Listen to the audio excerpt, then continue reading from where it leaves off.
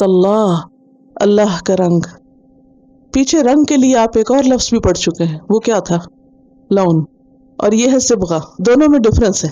Loan ہوتا ہے قدرتی رنگ، نیچرل کلر. جیسے گائے کا رنگ ہم نہیں رنگتے، کئی لوگ ویسے مہندی وہندی لگا دیتے ہیں لیکن وہ ٹیمپرری ہوتا ہے. اسی طرح جیسے پھولوں کا نیچرل فلاورز کا رنگ ہے، تو یہ سارے رنگ کیا ہوتے ہیں؟ لون، جو قدرت نے ان کو رنگ دیا جس رنگ میں. لیکن صبغہ وہ رنگ ہوتا ہے جو خود چڑھایا جاتا ہے، جو آپ خود کلر کرتے ہیں، جو ڈائی کرتے ہیں. تو دونوں میں فرق ہے نا. تو صبغۃ اللہ، اللہ کا رنگ. تو یہ کون سا رنگ ہوگا؟ جو آپ کو چڑھا چڑھایا نہیں ملے گا. یہ آپ کا اسکن کلر نہیں ہے اس سے مراد کہ آپ گورے ہیں یا کالے ہیں یا درمیانے ہیں. اس سے مراد اللہ کا دین ہے، دین کا رنگ ہے. اور دین کا رنگ انسان کوشش کے ساتھ خود پہ چڑھاتا ہے، اس کے لیے محنت کرنی پڑتی. اس کے لیے اللہ سبحانہ و تعالیٰ ایمان والوں کو مخاطب کر کے کہتے ہیں یا ایھا الذین آمنوا ادخلوا فی السلم کافۃ، اے لوگو جو ایمان لائے ہو دین میں پورے کے پورے داخل ہو جاؤ. یعنی اپنے آپ کو کمپلیٹلی رنگ لو. تمہارا دین تمہاری آئیڈینٹی ہو، تمہاری پہچان ہو. آپ نے دیکھا ہوگا کہ جب آپ کسی کپڑے کو رنگ لیتے ہیں تو بعض اوقات اس کا پورا ٹیکسچر بھی بدلا ہوا نظر آتا ہے، بالکل اس کی شکل ہی جیسے بدل جاتی. ایک اور مثال آپ یوں لے سکتے کہ جیسے اگر کمرے میں آپ سفید رنگ کی بتی جلائیں تو کیا ہوتا ہے؟ ماحول اور ہوتا ہے. یلو جلائیں تو اور ہوتا ہے، اور اگر وہیں بلو یا گرین جلا دیں تو اور ہو جائے گا.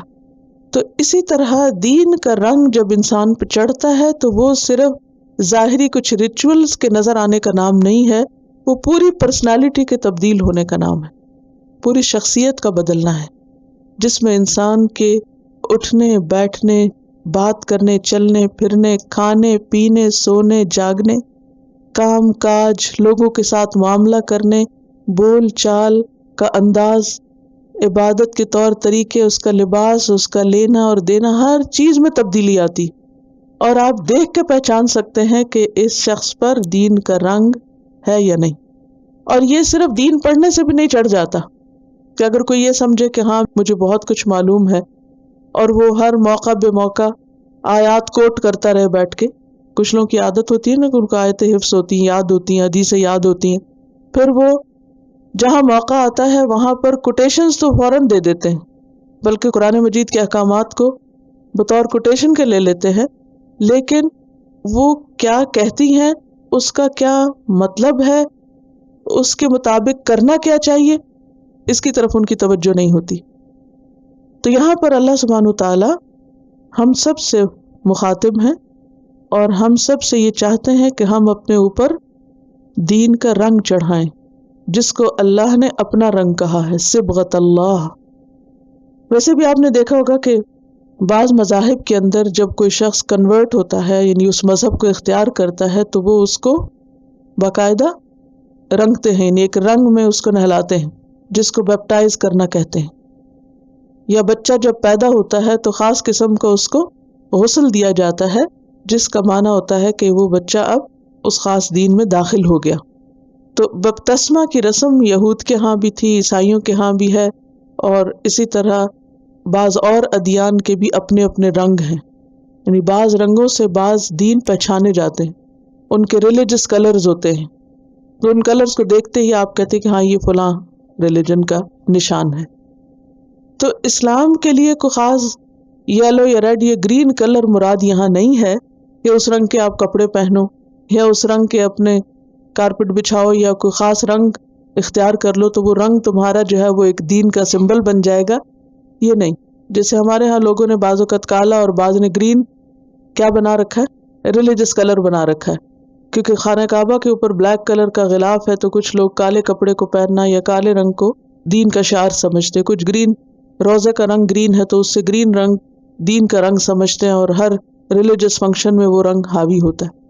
کچھ لوگ کچھ اور مذاہب کو فالو کرتے ہیں، شادیوں میں یلو کلر جو ہے وہ خاص مواقع پر ہر چیز، پھول ہوں یا لباس ہوں یا چاندیاں بچھی ہوئی ہوں، ہر چیز کو یلو کر دیتے ہیں. تو یہ سب کیا ہے؟ لوگوں کے خود ساختہ بنائے ہوئے رنگ ہیں، جبکہ اللہ سبحانہ تعالیٰ کیا چاہتا ہے ہم سے؟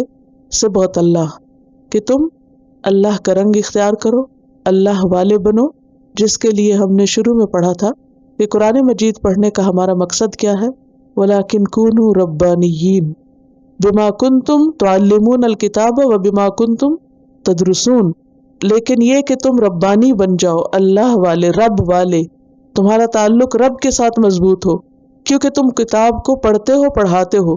تو کتاب پڑھنے، پڑھانے، دین کا علم حاصل کرنے، سیکھنے، سکھانے کا اصل مقصد اور غرض کیا ہے کہ انسان کے اندر اللہ کا رنگ آئے، اللہ سے تعلق کی خوشبو آئے، لوگ دور سے دیکھ کے پہچان جائیں کہ یہ شخص اللہ والا ہے۔ اچھا، اس کے لیے بھی ہم نے خاص ایک حلیے بنا لیے، اور بس ان شکلوں کو ہم کہتے ہیں یہ اللہ والے ہیں، اور اس کے علاوہ دوسری شکلیں اللہ والی نہیں ہیں۔ تو نبی صلی اللہ علیہ وسلم نے کسی خاص مخصوص ہیئت یا شکل کو اللہ والی شکل نہیں کہا، بلکہ تمام چیزیں، خواہ وہ مخصوص علامات ہوں، جیسے خواتین کے لیے حجاب ہے یا مردوں کے لیے داڑھی ہے، تو یہ ایک ظاہری رنگ ضرور ہے، لیکن صرف یہ کافی نہیں ہے۔ اگر کوئی شخص حجاب اوڑھ کے کسی کو گالیاں دے رہا ہے یا بدتمیزی کر رہا ہے یا بد اخلاقی کر رہا ہے، تو یہ اللہ کا رنگ نہیں ہے۔ یعنی ایک کپڑا سر پہ اوڑھنے سے اللہ کا رنگ نہیں آ جاتا، جب تک کہ آپ کی زبان پر، آپ کی سوچ پر، آپ کے معاملے پر اللہ کا رنگ نہ چڑھے۔ تو یہاں اللہ کے رنگ سے مراد اللہ کا دین ہے، کہ تم اللہ کے دین پر عمل کرو جو تمہارے چال ڈھال اور رویے اور معاملے میں نظر آئے۔ وَمَنْ أَحْسَنُ مِنَ اللَّهِ صِبْغًا، اور اللہ کے رنگ سے اچھا کس کا رنگ ہے؟ جو طریقے اللہ نے بتائے ان سے اچھے کون سے طریقے ہیں؟ اللہ کی طرف سے آئی ہوئی ہر چیز اچھی ہے، مکمل ہے، درست ہے، بہترین ہے۔ اور یہاں پر سوال کیا جا رہا ہے، اور سوال کرنے کا کیا مطلب ہے؟ عقل کو پرووک کیا جا رہا ہے، عقل استعمال کرو، سوچو تو صحیح، غور تو کرو کہ بہتر کیا ہے، وہ جو بندوں نے بنایا یا وہ جو اللہ نے بنایا۔ ہم بھی سوچیں نا، ایک وہ لائف اسٹائل ہے، چلنے پھرنے، اڑنے اٹھنے بیٹھنے کا وہ طریقہ جو لوگوں نے ایجاد کیا ہے، وہ ایٹیکیٹس اور مینرز کہاں سے آئے ہیں؟ لوگوں کی طرف سے۔ ایک وہ ہے، اور ایک وہ ہے جو محمد رسول اللہ نے سکھائے ہیں۔ تو بہتر کون ہے؟ لیکن ہمیں کون سا بہتر لگتا ہے؟ ہم کس سے متاثر ہیں؟ ہم کس کے شیدائی ہیں، کس کے دیوانے ہیں؟ وَمَنْ أَحْسَنُ مِنَ اللَّهِ صِبْغَةً، اور اللہ سے بڑھ کر کس کا رنگ اچھا ہو سکتا ہے؟ یعنی اللہ کے دین سے بڑھ کر یا اللہ کے بتائے ہوئے طریقوں سے بڑھ کر کس کا طریقہ اچھا ہو سکتا ہے؟ اللہ کا طریقہ، اللہ کا دین سب سے بہترین ہے۔ کیوں؟ اس لیے کہ وہ مکمل ہے۔ اليوم اکملت لکم دینکم، ہر چیز کے بارے میں اس میں تعلیم موجود ہے، وہ جامع ہے، انسانی نفسیات اور ضرورت کے مطابق ہے، کیونکہ ہمیں بھی اللہ نے پیدا کیا اور دین بھی اللہ نے بھیجا۔ اللہ سے بڑھ کر ہمیں کوئی نہیں جانتا، نہ کوئی ہماری ضرورتوں کو پہچانتا ہے، تو جو چیز اس نے ہمارے لیے پسند کی، دراصل وہی پسندیدہ ہے، وہی بہترین ہے، خواہ بظاہر ہماری نظر کو اچھی نہ لگے یا ہماری عقل میں نہ بھی سمائے، لیکن اصل میں وہی سب سے خوبصورت ہے۔ تو وَمَنْ أَحْسَنُ مِنَ اللَّهِ صِبْغَةً سے مراد کیا ہے؟ کہ سب سے خوبصورت، سب سے بہترین اور سب سے اچھا طریقہ اللہ کا بتایا ہوا طریقہ ہے، خواہ وہ کھانے کا طریقہ، خواہ وہ سونے کا طریقہ، خواہ وہ بولنے کا طریقہ، خواہ وہ ماں باپ یا بہن بھائیوں سے معاملہ کا طریقہ ہو، سب سے خوبصورت طریقہ ہے۔ یہ الگ بات ہے کہ ہم اس طریقے کو کوئی اہمیت نہیں دیتے، لیکن اس طریقے پر جو پورے طور پہ چلا ہے، اس کے طریقے کو کیا طریقہ کہا گیا؟ اسوۃ حسنۃ، اور یہ احسن اور وہ حسنہ ہے، ایک ہی روٹ ہے، خوبصورت طریقہ، خوبصورت نمونہ۔ لہٰذا اگر ہم چاہتے ہیں کہ اللہ کی نظر میں پسندیدہ ہوں تو ہمیں کیا کرنا ہوگا؟ اللہ کا رنگ اختیار کرنا ہوگا، اس کے بتائے ہوئے طریقوں پر چلنا ہوگا، اس کے رسول محمد صلی اللہ علیہ وسلم کو فالو کرنا ہوگا۔ لیکن کتنے افسوس کی بات ہے کہ آج خود مسلمان بائیں ہاتھ سے کھانے کو زیادہ پسندیدہ قرار دیتے، سب نہیں، بعض، اور اس کو ایٹیکیٹس میں شمار کرتے، یا کھڑے ہو کے کھانے یا بیٹھ کے کھانے میں کوئی فرق محسوس نہیں کرتے، بلکہ کھڑے ہو کے کھانے کو زیادہ بہتر محسوس کرتے، کیونکہ اس میں نفس کو ایک تسلی ہو رہی ہوتی کہ ہاں ہم بیکورڈ نہیں کہلائیں گے، ریجڈ نہیں کہلائیں گے۔ یہ سب باتیں، بیکورڈ ہونا یا ریجڈ ہونا، یہ سب انسان کے اپنے ذہن کی اختراع، آپ جس چیز کو جس نظر سے چاہیں دیکھنا شروع کر دیں۔ تو دین کا طریقہ جو ہے، چونکہ وہ اللہ کا بھیجا ہوا ہے، اور اللہ کی بنائی ہوئی کسی چیز میں آپ کو کوئی خلل نظر نہیں آئے گا. اللہ سبحانہ وتعالیٰ قرآن مجید میں کہتے کہ آسمان کی طرف دیکھو، کیا تمہیں کوئی خلل نظر آتا ہے اس میں؟ ثم ارجع البصر، پھر اپنی نگاہ دوڑاؤ، کرتین، بار بار اپنی نگاہ پلٹاؤ، هل تری من فطور، کوئی شگاف، کوئی دراڑ، کوئی خلل نظر آتا ہے؟ کچھ بھی نہیں. آپ ایک پتے کو دیکھے، ایک پھول کو دیکھے، ایک پتھر کو دیکھے، آسمان کو دیکھے، زمین کو دیکھے، کسی بھی چیز کو دیکھے، اللہ کی بنائی ہوئی کسی چیز میں کوئی کمی نظر نہیں آتی. ہر چیز اپنی جگہ پر پرفیکٹ ہے اور اپنا کام کر رہی. تو اگر پوری کائنات ایک ڈسپلن کے ساتھ چل رہی ہے، سورج چاند ستارے اپنی اپنی جگہ پر بندھے ہوئے ہیں، کام کر رہے ہیں، اللہ کی اطاعت کر رہے ہیں، اللہ کے بنائے ہوئے نظام میں بندھے ہوئے اور چل رہے ہیں، اور کسی قسم کی وہاں کوئی ڈسٹرکشن نہیں، تو پھر انسانوں کے لیے بھی پسندیدہ کیا ہے کہ وہ اپنے آپ کو اللہ کے آگے جھکا دے اور ان کے لیے اللہ نے جو سسٹم اور جو ڈسپلن بھیجا ہے اس کو فالو کرے.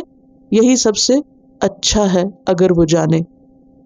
اور تم کہو کہ وَنَحْنُ لَهُ عَابِدُونَ، ہم اسی کے عبادت گزار ہیں. کوئی اور مانتا ہے یا نہیں، کوئی اور اس طریقے کو اختیار کرتا ہے یا نہیں، لیکن ہم تو اسی کی بندگی کریں گے، ہم تو اس کے آگے اپنے آپ کو جھکا دیں گے.